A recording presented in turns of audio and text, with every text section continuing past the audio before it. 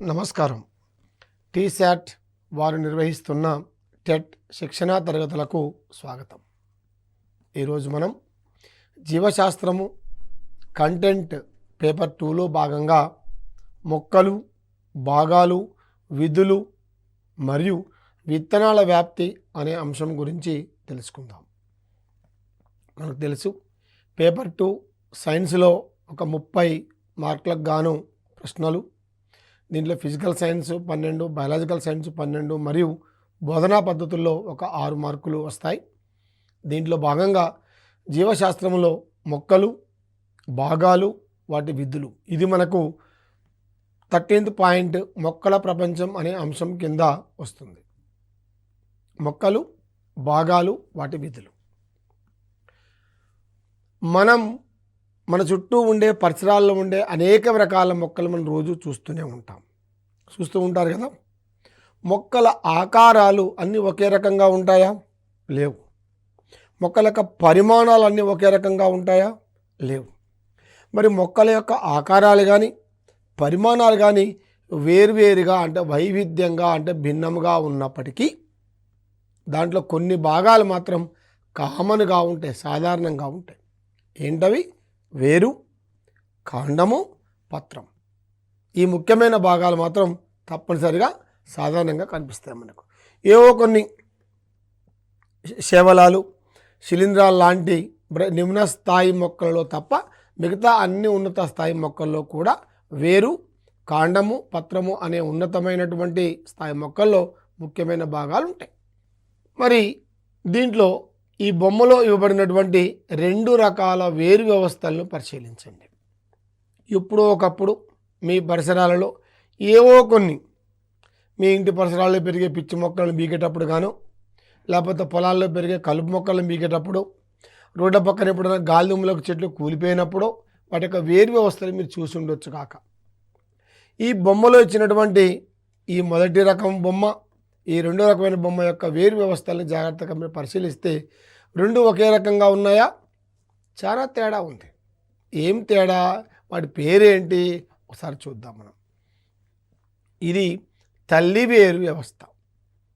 ఏంటిది? తల్లి వేరు వ్యవస్థ. ఈ ప్రధానమైనటువంటిది తల్లి వేరు అంటాము. ఇవేమో పార్శ్వ వేర్లు. కొన్ని మొక్కల వేర్లలో ప్రధానమైన వేరు లావుగా, మందంగా మారి సన్నని పార్శ్వ వేర్లు కలిగి ఉంటుంది. ఈ ప్రధానమైనదేమో తల్లి వేరు, ఈ సన్నని వేర్లేమో పార్శ్వ వేర్లు. ఉదాహరణ వేప, మామిడి, చింత. అంటే ఒక్క 3 చెట్లలోనే ఉంటుందా? ఫస్ట్ గుర్తుపెట్టుకోవాల్సింది ద్విదళ బీజ మొక్కలు. అన్ని ద్విదళ బీజ మొక్కలలో కూడా సాధారణంగా తల్లి వేరు వ్యవస్థ మాత్రమే ఉంటుంది. గుర్తుపెట్టుకోండి, ద్విదళ బీజ మొక్కల్లో తల్లి వేరు వ్యవస్థ ఉంటుంది సాధారణంగా. రెండవది, కొన్ని మొక్కలలో సన్నగా కేశాల మాదిరిగా ఉండే వేర్లు కాండము పీట భాగము నుంచి బయలుదేరుతాయి. ఇక్కడ చూడండి, ఇది మొక్క యొక్క కాండము. ఈ పీట భాగం నుంచి వేర్లు బయలుదేరినాయి, అన్నీ సన్నగా ఇట్లా వచ్చేసినాయి. ఇటువంటి వేర్లను పీచు వేర్లు అంటారు. చూడటానికి పీచు లెక్కనే ఉన్నాయి కదా. అబ్బురపు వేరు వ్యవస్థ, గుబురు వేరు వ్యవస్థ లేదా పీచు వేరు వ్యవస్థ అంటాం. దీంట్లో ఏదైనా ఒక ప్రత్యేకమైన వేరు కనపడుతుందా? ఏం లేదు. అంటే ప్రధానమైన వేరు అంటూ ఏమీ ఉండదు. అన్ని వేర్లు ఒకే రకంగా ఉంటాయి. ఇదే పీచు వేరు వ్యవస్థ లేదా గుబురు వేరు వ్యవస్థ లేదా అబ్బురపు వేరు వ్యవస్థ. ఉదాహరణ వరి, గోధుమ, జొన్న, మొక్కజొన్న మరియు గడ్డి జాతి మొక్కలు. ఇంకా క్లియర్గా ఏం చెప్పుకోవచ్చు మనం? అన్ని ఏకదళ బీజం మొక్కల లోపల ఈ యొక్క పీచు వేరు వ్యవస్థ ఉంటుంది. అది బాగా గుర్తుపెట్టుకోవాలి మనం. ఏకదళ బీజాల మొక్కలు. మరి వేరు వ్యవస్థ గురించి ఇంత ప్రత్యేకంగా చెప్పుకుంటున్నాం కదా. వేరు వ్యవస్థ ఏం పనిచేస్తుంది, ఎందుకు పనిచేస్తుంది, ఎలా పనిచేస్తుంది? ఒక సింపుల్ విషయం చూడండి. మనం ఏదైనా ఒక వస్తువు నిలబెట్టాలంటే దాని కింద ఆధారం కావాలి, లేకపోతే కింద పడిపోద్ది. నేను ఒక వస్తువు నిలబెడుతున్నా, ఉంటుందా? ఇట్లనే పడిపోతుంది. అంటే అర్థం ఏంటి? ఎప్పుడు పడిపోకుండా ఉంటుంది? అది ఏదైనా దాంట్లో పాతుకొని స్థిరంగా ఉంటే పడిపోకుండా ఉంటుంది. అట్లా పాతుకొని స్థిరంగా ఉంటే పడిపోకుండా ఉంటుంది. అట్లనే మట్టిలో మొక్క స్థిరంగా పాతుకునేందుకు వేర్లు సహాయపడతాయి. ఫిక్సింగ్, స్థాపన. కొన్ని మొక్కలలో సన్నగా కేశాల మాదిరిగా ఉండే వేర్లు కాండము పీట భాగం నుంచి నీటిని శోషణ కోసం నేల లోపలికి చొచ్చుకొని పోతాయి. వేర్లు మట్టి నుండి నీటితో పాటు నేలలో ఖనిజ లవణాలను కూడా, నీటిలో కరిగి ఉన్న ఖనిజ లవణాలను కూడా శోషిస్తాయి. అంటే వేరు వ్యవస్థ విధుల్లో మనం ప్రధానంగా ఒక 3 విధులను చెప్పుకోవచ్చు. ఏంటా 3 విధులు? వేరు వ్యవస్థ విధులు ఏంటా 3 విధులు? ఒకటేమో స్థాపన, రెండోది శోషణ, మూడోది ప్రసరణ. శోషించినటువంటి నీటిని కాండము మరియు ఇతర భాగాలకు ప్రసరణ చేస్తుంది. ఈ 3 విధులు మనకు సాధారణంగా వేరు వ్యవస్థ యొక్క విధులు. మరి ఇవే ఉన్నాయా? ఇంకా కొన్ని రకాల విధులు నిర్వహిస్తాయి వేర్లు. ఏం పని చేస్తాయి? కొన్ని మొక్కలు ఆహారాన్ని దాచిపెట్టుకుంటాయి. ఎక్కడ? రకరకాల భాగాల్లో దాచిపెట్టుకుంటాయి. కొన్ని మొక్కలు అయితే వేర్లలో దాచిపెట్టుకుంటాయి, మరి కొన్ని కాండములో దాచుకుంటాయి, కొన్ని పత్రాల్లో దాచుకుంటాయి. ఇక్కడ చూడండి, ఇది క్యారెట్, ఇదేంటి గుర్తుపట్టారా? ముల్లంగి, ఇది బీట్రూట్. ఈ మొక్కల లోపల ఆహార పదార్థాలు వేర్ల లోపల నిల్వ ఉన్నాయి. అందుకని ఆ వేర్లు ఏమైనాయి? లావుగా మారినాయి. కాబట్టి వీటిని దుంప వేర్లు అంటారు. నెక్స్ట్ ఇది పత్రం. మరి పత్రములో కూడా అనేకమైనటువంటి భాగాలు ఉన్నాయి. ఏం భాగాలు జాగ్రత్తగా చూద్దాం. చూడండి, ఈ మధ్యలో పొడవైన గీతలాగా ఉన్నటువంటి యొక్క ఈ భాగాన్ని నడిమి ఈనె అంటారు. నడిమి ఈనె. ఓకే, మరి నడిమి ఈనె కాకుండా నడిమి ఈనెల నుంచి అనేకమైనటువంటి పక్కకు పోయినటువంటి గీత లాంటివి ఉన్నాయి కదా, ఇవన్నిటి కూడా ఈనెలు అంటారు, పార్శ్వ ఈనెలు. మరి ఈ భాగం మొత్తం విప్పారి ఉన్నటువంటి ఈ భాగం మొత్తాన్ని కలిపి పత్రదళము అంటారు. పత్రదళం. మరి పత్రానికి ఒక చిన్న కాడ లాంటి వృంతం ఉంది కదా, ఇది పత్ర వృంతం. మరి పత్రవృంతం ఎక్కడొచ్చి ఆగింది? కాండం యొక్క ఇక్కడ ఆగింది. అంటే కాండం ఇక్కడి నుంచి బయలుదేరింది. ఈ పత్రానికి ఇది ఆధారం, అంటే పత్ర పీఠం. ఇది ఈ భాగం అన్నమాట. ఈ రకంగా పత్రంలో కొన్ని ప్రత్యేకమైన భాగాలు ఉంటాయి. బాగా గుర్తుపెట్టుకోండి. వివిధ మొక్కలలో పత్రాలు వివిధ ఆకారాల్ని కలిగి ఉంటాయి. కానీ ఏ పత్రాలు ఏ ఆకారం ఉన్నా సాధారణంగా ఈ భాగాలు అయితే కామన్గానే అన్ని పత్రాల లోపల కనిపిస్తూ ఉంటాయి. పత్రము, ఈనెల వ్యాపనం. పత్రములో మనం ఇంతకు చూసినాం కదా, పొడవుగా ఉండే రేఖలు, వీటిని ఏమంటారు? ఈనెలు అంటారు. మరి ఈనెలు ఒక క్రమ పద్ధతి లోపల వ్యాపించి ఉంటాయి, ఒక నిర్మాణాత్మక పద్ధతి లోపల వ్యాపించి ఉంటాయి. దీన్నే మనం ఈనెల వ్యాపనము అంటారు. ఈ నడిమి ఈనె, దాని నుంచి ఏర్పడ్డ శాఖలు పక్క ఈనెలు. ఈ ఈనెల అమరికను ఈనెల వ్యాపనము అంటారు. పత్రదళము, నడిమి ఈనె, పక్క ఈనెలు ఒక వలలాగా అల్లుకుపోయి ఉంటాయి. ఈ ఈనెలు పత్రదళమంతా వ్యాపించి పత్రానికి ఒక ఆకారాన్ని ఇస్తాయి, ఒక పటుత్వాన్ని ఇస్తాయి. అదేవిధంగా ప్రసరణ లోపల తోడ్పడతాయి. మరి ఎప్పుడైనా ప్రసరణ కణజాలం గురించి గుర్తొస్తే ఇక ఈనెల లోపల కూడా ఉండేది నాలికా కణజాలము లేదా ప్రసరణ కణజాలము మరియు దారు మరియు పోషక కణజాలము కలిగి ఉండేటువంటి కణజాలం. కాబట్టి ఇవి ప్రసరణ లోపల పాల్గొంటాయి. ఇక్కడ చూడండి, మరి ఈనెల వ్యాపనము కూడా వివిధ రకాలుగా ఉంటుంది. వివిధ మొక్కల్లో వివిధ రకాలుగా ఉంటుంది. సాధారణంగా తల్లివేరు వ్యవస్థ ఉన్న అంటే ద్విదళ బీజ మొక్కలలో జాలాకార ఈనెల వ్యాపనం ఉంటుంది.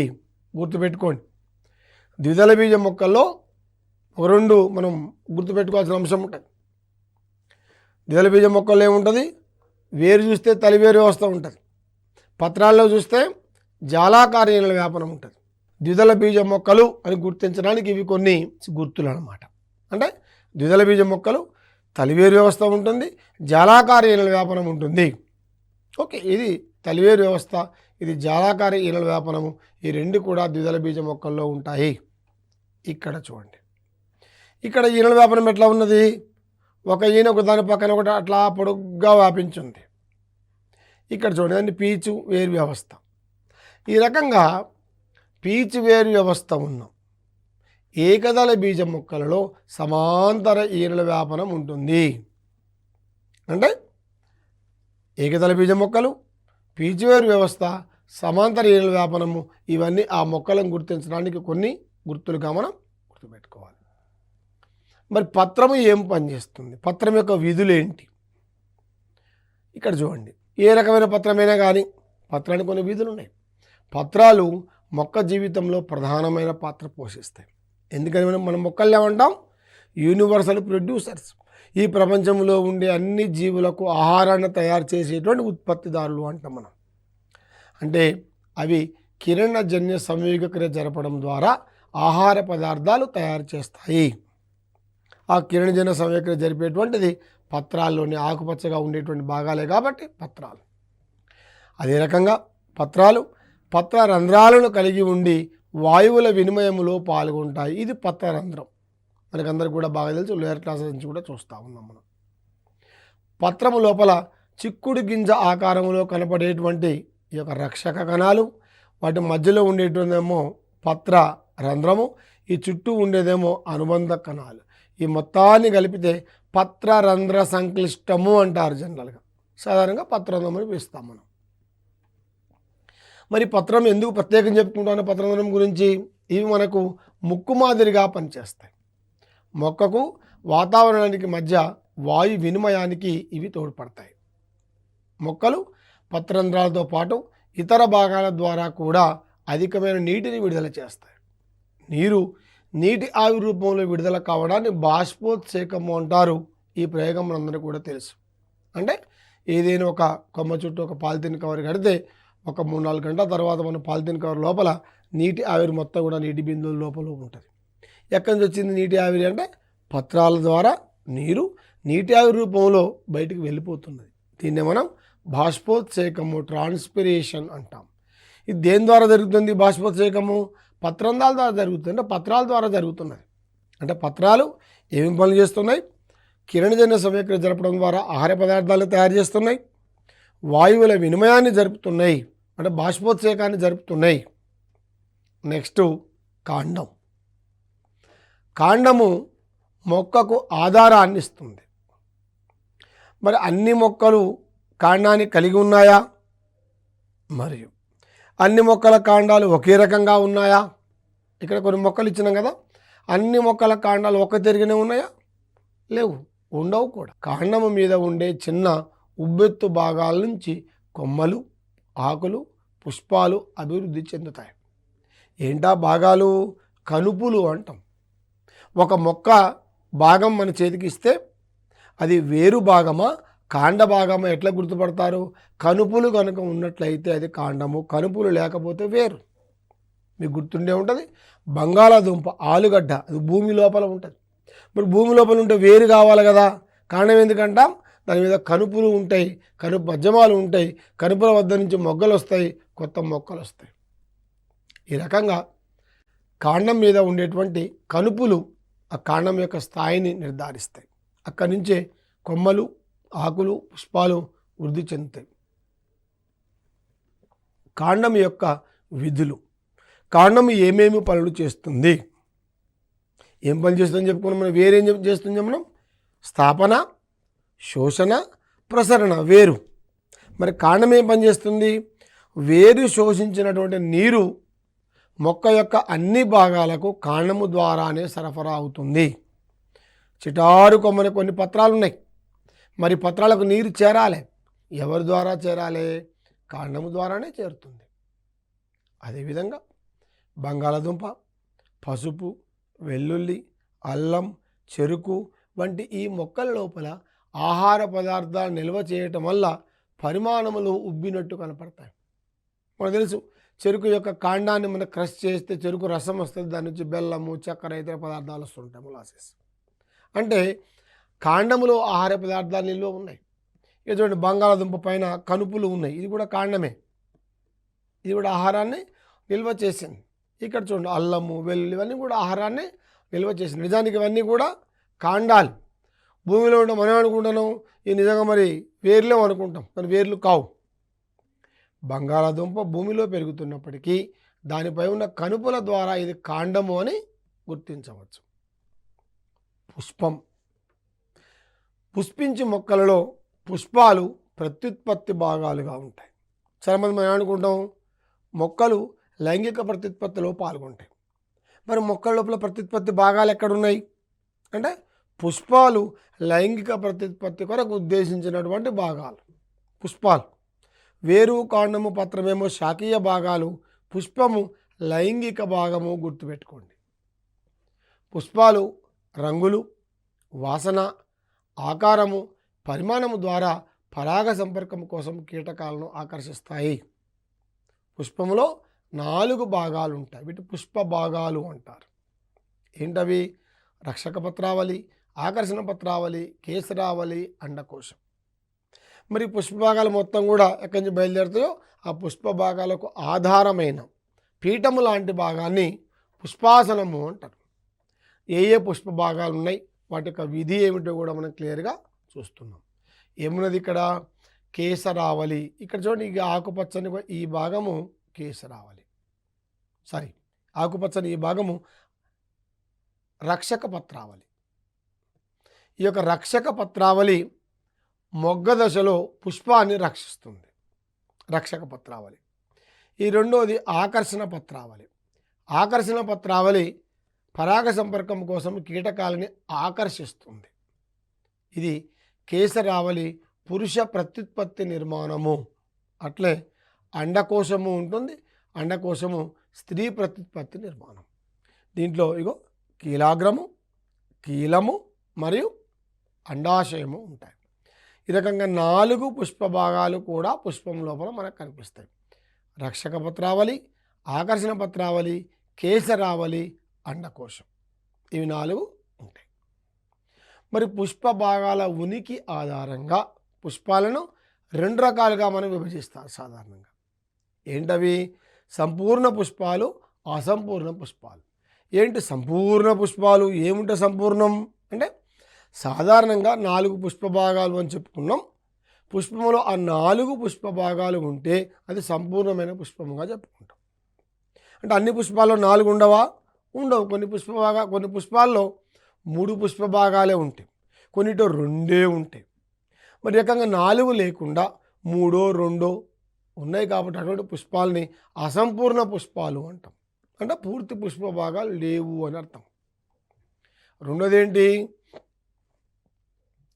లైంగిక భాగాల ఆధారంగా పుష్పాలను 2 రకాలుగా విభజిస్తారు. ఇవేంటి? ద్విలింగ పుష్పాలు, ఏకలింగ పుష్పాలు. ఏంటి ద్విలింగ పుష్పాలు అంటే? ద్విలింగ పుష్పాలు పేరులోనే అర్థం ఉంది. అంటే ఒకే పుష్పములో పురుష ప్రత్యుత్పత్తి నిర్మాణమైన కేసరావళి ఉంటుంది, స్త్రీ ప్రత్యుత్పత్తి నిర్మాణమైన అండకోశం ఉంటుంది. కాబట్టి వీటి ద్విలింగ పుష్పము అంటాం. ఇక్కడ మనం చూపెట్టేటువంటి ఉమ్మెత్త, మందార ఇవన్నీ కూడా ద్విలింగ పుష్పాలే. నెక్స్ట్ ఏకలింగ పుష్పాలు. ఏకలింగ అంటే ఒకటే లింగం, అంటే స్త్రీ పుష్పాలు కానీ పురుష పుష్పాలు కానీ ఉండొచ్చు. ఉదాహరణకు బొప్పాయి, స్త్రీ మొక్కలు ఉంటాయి, పురుష మొక్కలు ఉంటాయి. సోర, మన ఇంట్లో సోరకాయ చెట్టు, బీరకాయ చెట్టు ఉంటే 100 పూలు పూస్తే 100 కాయలు రావు, 50 కాయలే వస్తాయి. అంటే ఎన్నైతే స్త్రీ పుష్పాలు ఉంటాయో అన్ని కాయలే వస్తాయి, పురుష పుష్పాలు తర్వాత రాలిపోతాయి కదా. అంటే స్త్రీ పుష్పాలు వేరు, పురుష పుష్పాలు వేరు ఉంటాయి. అటువంటి వాటిని ఏకలింగ పుష్పాలు అంటాం. అంటే ఏదైనా ఒకటి మాత్రమే ప్రత్యుత్పత్తి నిర్మాణం ఉన్నదిగా చెప్పుకుంటాం మనం. ప్రత్యుత్పత్తి కూడా సాధారణంగా మొక్కల్లో 2 రకాలుగా జరుగుతుంది. లైంగిక ప్రత్యుత్పత్తి, అలైంగిక ప్రత్యుత్పత్తి, ఇంకా మనకు మొక్కల్లో శాఖీయ ప్రత్యుత్పత్తి కూడా జరుగుతుంది. అంటే పుష్పము లైంగిక ప్రత్యుత్పత్తిలో పాల్గొంటుంది అని చెప్పడం కోసం మనం ఇక్కడ జాగ్రత్తగా చూస్తున్నాం. సంయోగ బీజాల కలయిక ద్వారా కొత్త మొక్కలు ఉత్పత్తి కావడాన్ని లైంగిక ప్రత్యుత్పత్తి అంటారు. లైంగిక ప్రత్యుత్పత్తి లేకుండా కొత్త మొక్క ఏర్పడితే అది అలైంగిక ప్రత్యుత్పత్తి. పుష్పం ఇక జాగ్రత్త చూడండి. పరాగ కోశాల నుండి పరాగ రేణువులు కీలాగ్రం పైకి చేరితే అది పరాగ సంపర్కం. ఈ పరాగ సంపర్కము 2 రకాలు. అంటే పరాగ రేణువులు కీలాగ్రం పైకి చేరేటువంటి విధానం 2 రకాలు. అది ఆత్మ పరాగ సంపర్కము, పరపరాగ సంపర్కం. ఏంటి ఆత్మ పరాగ సంపర్కము అంటే ఒక పుష్పములో ఉండేటువంటి పరాగరేణువులు అదే పుష్పంలో ఉండే కీలాగ్రాన్ని చేరితే ఆత్మ పరాగ సంపర్కం. ఒక పుష్పంలో ఉండే పరాగరేణువులు వేరే పుష్పం యొక్క కీలాగ్రం మీద చేరితే అది పరపరాగ సంపర్కం. ఇట్లా పరాగ సంపర్కము జరిగి స్త్రీ పురుష సంయోగ బీజాలు కలిసి సంయుక్త బీజం ఏర్పడడాన్ని ఫలదీకరణ అంటారు. ఈ ఫలదీకరణ ఫలితంగా ఏం జరుగుతుంది? అండాలేమో విత్తనాలుగా మారుతాయి, అండాశయము ఫలముగా మారుతుంది. అండాశయము ఫలం అవుతుంది, అండాలు విత్తనాలుగా మారుతాయి. ఇది సాధారణంగా పుష్పించే మొక్క యొక్క జీవిత చరిత్ర మనం తెలుసుకుందాం. విత్తనాల వ్యాప్తి. మనకు మొక్కలో ఫలదీకరణం జరిగింది, అండాశయం ఫలంగా మారింది, అండాలు విత్తనాలుగా మారినాయి. ఈ విత్తనాలు ఎలా వ్యాప్తి చెందుతాయి? ఒక మొక్క యొక్క విత్తనాలు మొత్తం ఒకే దగ్గర పడ్డాయి అనుకోండి, ఏమవుతుంది? చాలా ఇబ్బందులు ఎదురవుతాయి. ఏంటా ఇబ్బందులు ఒకసారి చూద్దాం. విత్తనాలు అనుకూలమైన ప్రదేశంలో పెరగడానికి అవి ఒక చోటు నుండి మరొక చోటుకి తరలిపోతాయి. ఈ ప్రక్రియనే విత్తనాల వ్యాప్తి అంటారు. మరి మనలాగా విత్తనాలకు రైళ్ళు, బస్సులు, జీబులు ఉన్నాయా? లేవు. మరి ఎట్లా పోతాయి విత్తనాలు? వివిధ కారకాల వల్ల వెళ్తాయి. మొక్కలు జీవించడానికి, తర్వాతి తరాలు కొనసాగడానికి విత్తనాల వ్యాప్తి ముఖ్య అవసరం. మరి విత్తనాల వ్యాప్తి జరగడానికి అనుకూలంగా విత్తనాలకు అనేక ఆకారాలు, అనేక పరిమాణాలు, నిర్మాణంలో మార్పులు ఉంటాయి. ఈ విత్తనాల వ్యాప్తి గాలి ద్వారా, నీరు ద్వారా, పక్షుల ద్వారా, వివిధ జంతువుల ద్వారా మరియు ఇతర కారకాల వల్ల, ఇతర కారణాల వల్ల కూడా జరుగుతుంది. ఉదాహరణకు మానవుల వల్ల కూడా జరుగుతుంది. ఒకసారి క్లియర్గా చూద్దాం. మరి విత్తనాల వ్యాప్తి ఎందుకు అవసరం? ఇంతకుముందు మనం అనుకున్నాం ఎందుకు అవసరం విత్తనాల వ్యాప్తి. విత్తనాలు ఒక ప్రదేశం నుంచి ఒక ప్రదేశం పోకపోతే ఏమవుతుంది? అన్నీ ఒక కాన్నే పడితే ఏమవుతుంది? అంటే విత్తనాలు మొలకెత్తి అవి పెరగడానికి సరిపోయే స్థలం కోసం వ్యాప్తి జరగాలి. అవి పెరగడానికి కావలసిన సూర్యరశ్మి కోసం వ్యాప్తి జరగాలి. అవి పెరగడానికి కావలసిన నీరు, ఖనిజ లవణాల కోసం వ్యాప్తి జరగాలి. తల్లి మొక్క మరియు ఇతర మొక్కలతో పోటీ పడకుండా ఉండడానికి విత్తనాల వ్యాప్తి అవసరం. అన్నీ ఒక్క కాన్న పడ్డాయి అనుకో ఏమవుతుంది? వాటి మధ్య వాటికే ఆ పెరుగుదల కోసం పోటీ ఏర్పడుతుంది. ఉన్న కొద్ది నీటి తలాయంత సమానంగా పంచుకుంటాయి. ఏ మొక్క సరిగా ఎదగలేదు. పెద్ద మొక్కకి కింద పడ్డాయి అనుకోండి, ఆ నీడకు సూర్యరశ్మి లేదు కాబట్టి మొక్కలు పెరగలేవు. ఈ రకంగా విత్తనాలు వివిధ రకాల కారకాల వల్ల, వివిధ రకాల కారణాల వల్ల కూడా వివిధ ప్రదేశాలకు వ్యాప్తి చెందుతాయి. ఇక్కడ చూడండి, గాలి ద్వారా విత్తనాల వ్యాప్తి. కొన్ని విత్తనాలు గాలి ద్వారానే వ్యాపింప చెందుకుంటూ పోతుంటాయి. మనం కూడా గుర్తుపెట్టుకోవాలి, విత్తనాలు గాలి ద్వారానే పోతున్నాయి అంటే ఆ విత్తనాలు ఎంత తేలికగా ఉన్నాయి. గాలి ద్వారా వ్యాప్తి చెందే విత్తనాలు తేలికగా చిన్నవిగా ఉంటాయి. కొన్ని విత్తనాలకు రెక్కలు, కొన్ని విత్తనాలకు వెంట్రుకలు లేదా ఈకల్ లాంటి నిర్మాణాలు ఉండి తేలికగా ప్రయాణించడానికి అనుకూలంగా ఉంటాయి. కొన్ని రకాల గింజలు గాలిలో తేలుతూ చాలా దూరం ప్రయాణం చేస్తే మరికొన్ని గిరిగిరా తిరుగుతూ తక్కువ దూరం ప్రయాణం చేస్తాయి. సాధారణంగా జిల్లేడు కానీ, డెండాలియాన్ కానీ, గడ్డి చామంతి కానీ వీటికి విత్తనాలు గాలి ద్వారా వ్యాప్తి చెందుతాయి. మీరు కూడా చాలాసార్లు చూసే ఉండొచ్చు. కొన్ని విత్తనాలు ఇట్లా పారాషూట్ మాదిరిగా పైనేమో ఇట్లా చిన్నగా రెక్కల ఎంటుకల మాదిరిగా ఉంటుంది, కింద ఇట్లా కాడ లెక్క ఉండి ఒక పారాషూట్ మాదిరిగా అట్లా గాలిలో తేలుతూ పోతూ ఉంటాయి. చాలాసార్లు చూసే ఉండొచ్చు మీరు. జిల్లేడు కానీ మీరు కూడా కొంతమంది పిల్లలు ఊదుతూ ఉంటారు. అంటే ఆ విత్తనాలు తేలికగా ఉంటాయి. గాలి ద్వారా వ్యాప్తి చెందడానికి తగిన అనుకూలనాలు ఆ విత్తనాల్లో ఉన్నాయి కాబట్టి అవి గాలి ద్వారా వ్యాప్తి చెందుతూ ఉన్నాయి. 2, నీటి ద్వారా విత్తనాల వ్యాప్తి. మరి ఏదైనా వస్తువు నీళ్ళనిత్తం మునుగుతుంది కదా, మరి నీళ్ళలో తేలుకుంటానో నీటి వాలుకు అనుకూలంగానో నీళ్ళలో పోవాలంటే ఏముండాలా? నీటి ద్వారా వ్యాప్తి చెందే వాటిలో విత్తన బాహ్య కవచంలో గాలితో నిండిన ఖాళీ స్థలాలు ఉంటాయి. మరికొన్ని రకాల విత్తనాలు పీచుతో కప్పినట్లు ఉంటాయి. కాయ మొత్తంగా కానీ, గింజలు కానీ అలా కప్పినట్లు ఉంటాయి కాబట్టి ఇవి నీటి ద్వారా అలా నీటి అలల వలన ప్రయాణం చేసుకుంటూ వెళ్ళి ఎక్కడో ఒక ఒడ్డుకు తగిలి అక్కడ ఆగి అక్కడే మొలకెత్తి కొత్త మొక్కనిస్తాయి. కలువ, తామర ఈ మొక్కలు కానీ, కొబ్బరి కానీ ఇట్లా నీటి ద్వారా వ్యాప్తి చెందే విత్తనాలకు ఒక ఉదాహరణ. కొబ్బరికాయ చుట్టూ పీచు ఉండటం వల్ల అది నీటిపైన తేలుతుంటుంది, మనకు కూడా తెలుసు. అది ఒకసారి నీళ్ళలో పడితే, తీర ప్రాంతాల్లో కొబ్బరికాయలు నీళ్ళలో పడితే గాలి అలలకు తేలుకుంటూ వెళ్ళి ఎక్కడ ఒడ్డు ఉంటే అక్కడ ఆగి అక్కడ మొలకెత్తుతాయి. పక్షుల ద్వారా, జంతువుల ద్వారా విత్తనాల వ్యాప్తి. మరి పక్షులు, జంతువులు ద్వారా విత్తనాల వ్యాప్తి జరగాలంటే ఆ విత్తనాలకు, ఆ ఫలాలకు ఒక ప్రత్యేక లక్షణం ఉండాలి. ఏంటా లక్షణం? జంతువుల ద్వారా విత్తనాలు చాలా రకాలుగా వ్యాప్తి చెందుతాయి. కొన్ని కండగల పండ్లను జంతువులు తింటాయి, విత్తనాలను విసర్జిస్తాయి. ఒక్కోసారి చూడండి, మన ఇంటి వెంటిలేటర్ దగ్గరనో, మన బడి పైకప్పు దగ్గరనో, పాడుపడ్డ గోడల పైనో మొక్కలు మొలుస్తూ ఉంటాయి. అక్కడ విత్తనాలు కూడా నాటిండు, మనం పోయి అక్కడ మొక్కలు అర్థారం వేసినాం, కానీ మొక్కలు వచ్చినాయి. ఎట్లా వచ్చినాయి అంటే పక్షులు కండగల పండ్లని తింటాయి, ఆ కండను అరిగించుకుంటాయి, విత్తనాలు వాటి విసర్జన మార్గం ద్వారా బయటకు వచ్చేసి అక్కడ పడతాయి, కాబట్టి అక్కడ మొలకెత్తుతాయి. మరి ఈ జంతువుల ద్వారా విత్తనాలు వ్యాప్తి చెందాలి అంటే అవి కండగల ఫలాల్ని ఆ పక్షులు తిని వాటి విసర్జించడం వల్ల ఆ విత్తనాలు ఆయా ప్రాంతాల్లో పడి మొలకెత్తుతాయి. అదే రకంగా కొన్ని విత్తనాలకు చూడండి కొక్కాలు ఉంటాయి, కొన్నిటికి ముళ్ళు ఉన్నాయి.